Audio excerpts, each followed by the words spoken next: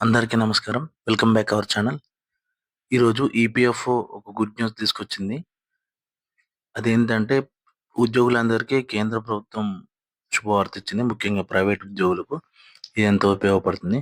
కొన్నిసార్లు ఎమర్జెన్సీ సమయంలో మనం డబ్బు అవసరమైనప్పుడల్లా మార్కెట్‌లో ట్రై చేస్తాం. అలాంటప్పుడు మనకెక్కడ దొరకకపోయినప్పుడు మనం జాబ్ చేస్తున్నప్పుడు ఖచ్చితంగా మనకు ఈపీఎఫ్ డబ్బులు జమ అయితుంటాయి కదా! మన పీఎఫ్ అకౌంట్‌లో. అయితే ఈ డబ్బులు తీసుకోవడం అనేది తేలికైన విషయం కాదు. అప్లై చేసుకున్నాక వారం రోజుల నుంచి నెల వరకు కూడా టైం పడుతది కొన్నిసార్లు క్లెయిమ్ అవ్వడానికి. అయితే ఈ విధానాన్ని పూర్తిగా మార్చేస్తూ ఈపీఎఫ్ఓ కొత్త నిర్ణయం తీసుకుంది. ఏటీఎం లేదా యూపీఐ యాప్ ద్వారా నేరుగా పీఎఫ్ అకౌంట్ నుంచి డబ్బులు విత్‌డ్రా చేసుకోవచ్చు.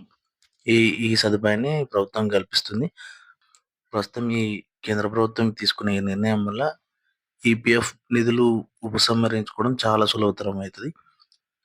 ఒకవేళ ఇదంతా అనుకున్నట్లు జరిగితే యూపీఐ ద్వారా నేరుగా పీఎఫ్ అమౌంట్ అనేది మనం విత్‌డ్రా చేసుకోవచ్చు. అయితే ఈ యూపీఐ, ఏటీఎం ద్వారా పీఎఫ్ డబ్బుల ఉపసంహరణలో కొన్ని ముఖ్య విషయాలున్నాయి. ఉద్యోగులు పీఎఫ్‌లో దాచుకున్న డబ్బులను యూపీఐ ద్వారా నేరుగా బ్యాంక్ ఖాతాలోకి డిపాజిట్ వాలెట్‌లోకి గాని ట్రాన్స్‌ఫర్ చేసుకోవచ్చు. అయితే గతంలో ఈపీఎఫ్ డబ్బుల కోసం కనీసం వారం రోజుల పాటు క్లెయిమ్ ప్రాసెస్ జరిగేది. అంటే ఫీల్డ్ వెరిఫికేషన్ అవన్నీ ఎళ్ళేది.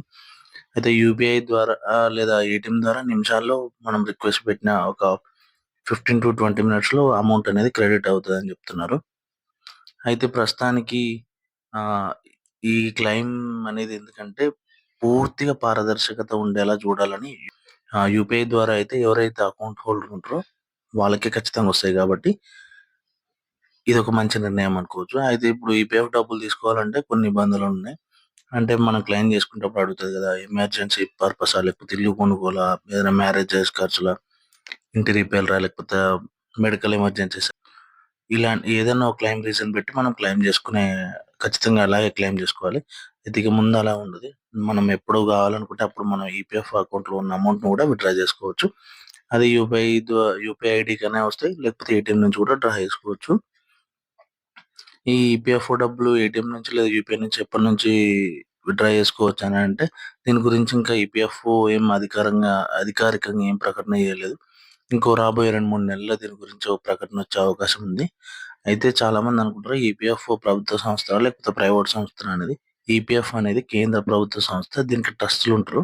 ఈపీఎఫ్‌ను ఆహ్, ఈపీఎఫ్ నిధులు ఏం చేస్తారని అడిగితే ఉద్యోగుల నుంచి సేకరించిన ఈపీఎఫ్ అమౌంట్ ఏదైతే ఉందో, మన మన పీఎఫ్‌లో అకౌంట్‌లో ఉన్న అమౌంటు, అది కేంద్ర ప్రభుత్వం వివిధ రూపాల్లో పెట్టుబడి పెట్టి, అంటే బాండ్లు, మరి సెక్యూరిటీ డిపాజిట్లు ఉంటాయి గదా! వాటి రూపంలో ఈపీఎఫ్ ఆహ్, పెట్టుబడి పెడుతుంది. దాని నుంచి వచ్చే ఇంట్రెస్ట్‌ని గూడా మన దాంట్లో యాడ్ జేస్తుంది. అంటే ఎవ్రీ ఇయర్ మనకి ఇంత ఇంట్రెస్ట్ అనేది యాడ్ అవుతుంటది గదా!